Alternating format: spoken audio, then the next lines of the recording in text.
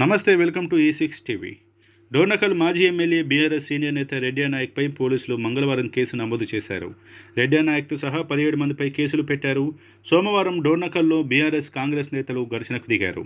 ఈ ఘటనలోనే పోలీసులు బీఆర్ఎస్ నేతలపై కేసు నమోదు చేశారు. పోలీసుల విధులకు ఆటంకం కలిగించారనే కారణంతో డోర్నకల్ పోలీసులు కేసులు నమోదు చేశారు.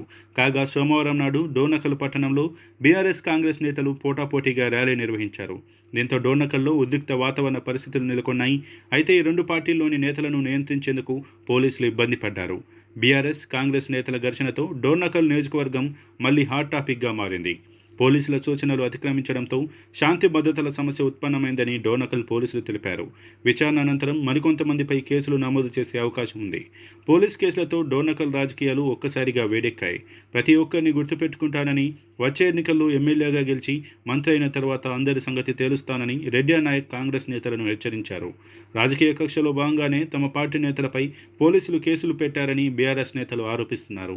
పోలీసులు ఏకపక్షంగా వ్యవహరిస్తున్నారని చెప్పారు. తమ నేతలను వెంటనే విడుదల చేయాలని బీఆర్ఎస్ నేతలు కోరారు. అయితే ఇలాంటి పరిణామాలు ఇంకా కొనసాగితే డోర్నకల్ రాజకీయాలు మరింత సంక్లిష్టంగా మారే ప్రమాదం ఉందని పలువురు అంటున్నారు.